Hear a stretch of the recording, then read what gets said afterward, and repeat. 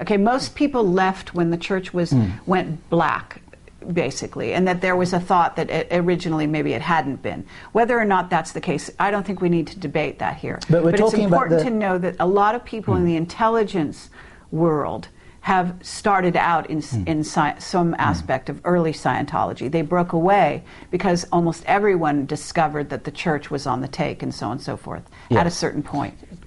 So just to clarify that, the SRI, the Stanford Research Institute remote viewing experiments that were CIA funded, that were done by Hal Puthoff and Russell Targ in the early 1970s. They were both Scientologists. Pat Price was a Scientologist. Ingo Swann was a Scientologist.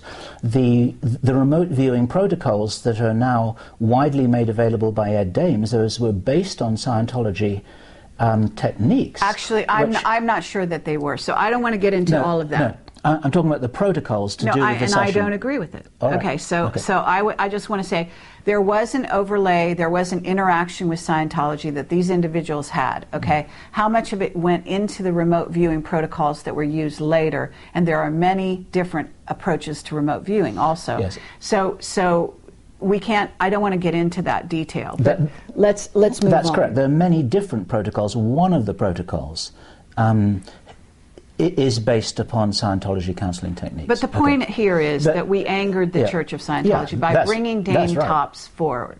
And I interviewed this person. Bill was there as well, but I did most of the interview. And it's in written form on our website for anyone who's interested. It's a fascinating interview, and we do recommend it. But the point is that those were the groups that we were going up against. In Scientology, the Church of Scientology is well known for going after its enemies with electronic warfare and so on. They use a lot of, they use a lot of hocus pocus, both electronic and magical, in the background to take people down. Black magic. And the Church of Scientology have destroyed a lot of people. They destroyed Werner Erhard, the founder of the S training. They created that whole split. This is a whole story that we can talk about in another interview. The Church of Scientology certainly doesn't like me at all. And I don't know whether they were instrumental in the wedge that finally split the Camelot log. Although now it's been... we're proud and pleased that we've got over that and we're putting it back together again. But what we're really doing here is just telling the story of let's put it this way, the pressure that we were under, the vectors and the forces that were against us, and the fact that as two individuals in the sense of individuals who are watching this right now, we didn't have electronic countermeasures. We didn't have billions of dollars to fight this stuff with. We were just talking to each other over email and Skype and getting into all kinds of battles. And what happens, of course, the way that they take people down is by injecting conflict into a relationship. It's always worked, it always will work. And what they do is they amplify existing weaknesses, and it's easy to do because no human being is perfect. So if there's a little difficulty that we had, a little disagreement we had, a little irritation that we had in either way, it would be blown up to a Richter scale 10 earthquake, and there'd be this huge fight that was way out of all proportion, and then the architects of this, exactly. And but let's actually come to the present day, because I think we've kind of dealt on that for long enough. Yeah, absolutely. If you don't mind. It's a story that's never been told, and this is very but I think this is more than he even was reckoning for. What I want to say, though, is that fast forward, so we have at least 7 groups, if you want to call them 7 groups, some of which may overlap, by the way, that we seem to have been aggravating, that manifested in certain ways in our personal relationship, our interaction, but also in regard to individuals that they sent in to work with us in different ways, to have relationships with us and so on, that added to the problems that we had. So that those people, in some ways, whether they knew they were being used by those organizations is a whole nother matter, and we can't go into that. But there were definitely individuals that were also sent into our midst that sort of increased our animosity towards one another in regard to mostly the philosophies that we were starting to diverge in relation to. But what I want to say here is that now you have to come to more recently the experience with Charles, this person called Charles, it's not his real name obviously, who Bill relatively recently interviewed and put on the net, calling it the rulers of the world. And that was an added sort of divisive or divider in regard to our relationship that has happened in early fall, I guess. And that has a whole story behind it. I don't think we have time for that here, but I do want to say that in spite of that effort, we're here now. We came to the conference together. We are moving forward. We've done interviews together, and actually, we're getting along fine. And so we've kind of moved beyond this. And there's but it's a whole important bunch to know of people. that they haven't given up. I guess there are a whole bunch say. of people who are overjoyed to see us together, and this is the reason why we're here. Actually, is to talk to people together, to meet old friends together, to do interviews like this together. We needed to make a public statement that that we're working together. We're still friends. I'm going to jump into Kerry's car. We're going to go off back. We've got joint projects. I don't know how long I'm going to be in California for. We've got all kinds of things going on in the background.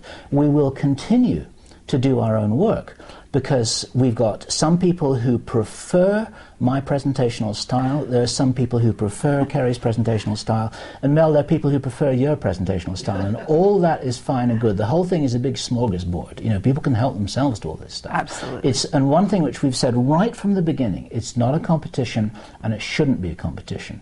There's a way that everybody can win here. I support Kerry's work. She's a person of enormous integrity. Okay, don't start with that. I support your work. You're a person of integrity. But yes, this is You don't want me to say nice things about you? No, I don't want to do that. This is turning out to be a very, very enlightening conversation between the both of you and I.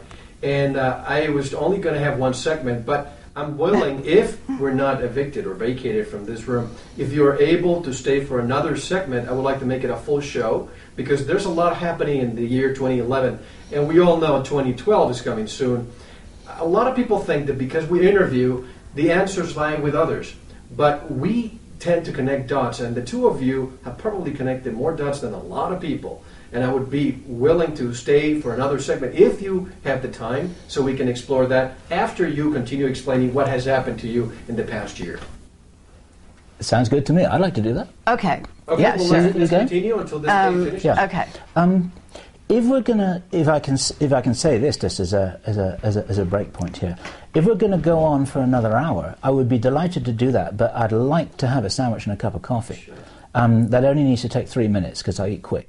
But I need to put some. We can take a break and eat and do whatever. So yeah, that would be great. Tell us. Let's see. I have about 7-8 minutes left. If you want to wrap up what you were saying about the forces, the 7 forces, if you like, what did you see as a consequence of those groups? Well, I could use some of those 7 minutes by carrying on saying nice things about Kerry, but you don't want me to say nice things about you. Let's talk about the matter at hand. I think compliments are very nice, but I think that we can contribute more here. Okay, so if you get hit by a hail of bullets, you don't actually necessarily need to analyze where they come from. You just need to know that you got hit and the fact that you've upset somebody. And inasmuch as the way that these bullets work, and let me change the metaphor here, they're not bullets that just go through any armor. They capitalized on existing weaknesses. They're aimed at chinks in the armor. They're also wedges that enlarge those chinks in the armor.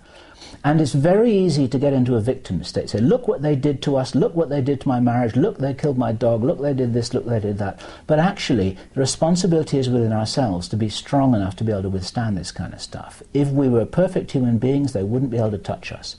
And therefore, there is always something that we can do. Every time we have a disagreement, and we will have disagreements, and the reason why we have disagreements is because we care a great deal, and we're passionate. We're both very strong characters, indeed, and we can both stand like our feet are planted in concrete and not move at all sometimes when this kind of things happen. And then it's a question, just as I was saying right at the beginning of this, that highly successful people have enormous problems. And if we're faced with an enormous problem, then it's a question of how we handle that, and that's entirely up to us. There's no Well, one I else. wouldn't say that we have enormous problems. I think that would be going over the top. I mean, I actually think we actually get along very well. But yes, we will have challenges along the way because we will have witnesses come forward. And this is where you get to the root of the issue, which is really that because now Camelot and Avalon have a profile and have sort of an image out there, and we are looked to interview people, to be investigative reporters, to go down the rabbit hole, to reveal the truth to people. What we come forward with reflects on each other and reflects on basically Camelot and Avalon and how people perceive the work we do now and the work we've done in the past. So it becomes a body of work, and you as a journalist, Mel, can appreciate this. And so I think that's where we get into a thing where we're, in a sense, we're part of something bigger than ourselves, okay? And it's become a presence on the internet. It's become a known factor in people's lives, in changing people's lives. And so what happens as you go along and you gather all of that, then what the next person we bring forward reflects on the whole. And it becomes very, very intense. And I have to say behind the scenes that people don't maybe realize this, but the Camelot witnesses are people that we have ongoing relationships with normally, even long after the first interview is done. And it's an interesting thing. Maybe this doesn't happen all the time, but they even weigh in with us on the current witnesses. Maybe that's not known.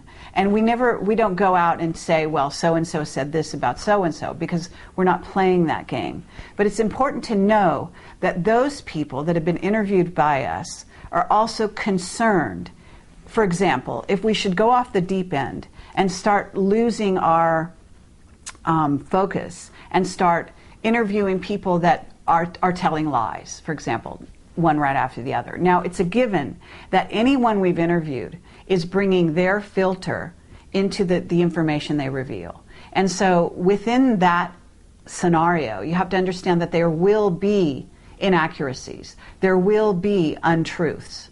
But what we are doing is putting a camera in front of people and allowing the viewer to make up their own mind. We are not saying this is truth and this is falsity. What we're doing. But we are. Just let me finish. It's accompanying us on our journey. This is the original philosophy. It's like, come with us on our journey of learning. Come with us while we're talking to this person. Come with us while we're hearing this for the first time. By the same token, we also have to make an evaluation. We're not going to interview somebody who is, like I said, basically giving you a load of bull.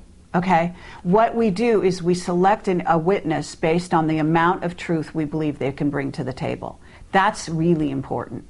Okay, so with that in mind, we move forward. And what has happened as we've done that, as we move forward, some of those individuals have become more contentious because what they bring to the table may be extremely controversial.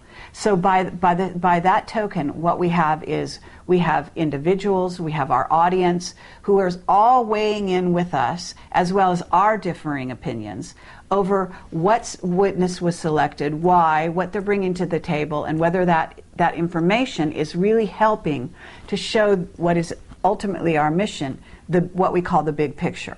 Okay? Do they have a piece of the puzzle that hasn't been revealed up to then? Or if they have one that has been revealed, do they bring new elements to it? Do they bring a new perspective to it? What is it why are we spending our time interviewing them? And this kind of pressure, if you will, or perspective is what has come around all the people we are now interviewing. And so with that in mind, we have the most recent event with Charles, which became contentious on both our parts. Now, what I would say about that is we don't want to go into that because there's no time for it here. But I do want to say that I acknowledge that from my point of view, and from the point of view of a group of people out there, we find his information to be questionable, highly questionable. Who he is questionable, and so on and so forth. I just want to be I want you to be completely clear about this, that this is your personal opinion. Yeah, I just said, from my point of view. Okay, I don't know how else to put that. No, you said we. No, I said just from my point of view and a group. Now, there are groups of people, they start to faction out. 30 seconds. Okay, so in your case, you know, Bill brings forward a witness. I've done the same thing with the Heather material, for example, another very controversial piece of information and a couple of witnesses. Ben Murphy and a person who called themselves Heather. And so what happens is Bill found that to be contentious, and a whole group of people found that to be contentious and to be questionable as well. And that's all fair. In other words, what happens now is that as we move down this road, getting closer and closer to 2012 and beyond, the witnesses that we brought forward up to now are questioning. They are bringing forward new material. I have to stop you because the tape will end, and I don't want to leave a cliffhanger, but okay. I just left a cliffhanger for the next segment. So we're going to take a little break. Great. And we'll be right back and continue with this exciting conversation with Kerry Cassidy and Bill Ryan from Project Camelot at Avalon. We'll be right back. This is Mel Fabregas from the Veritas Show. Don't go anywhere.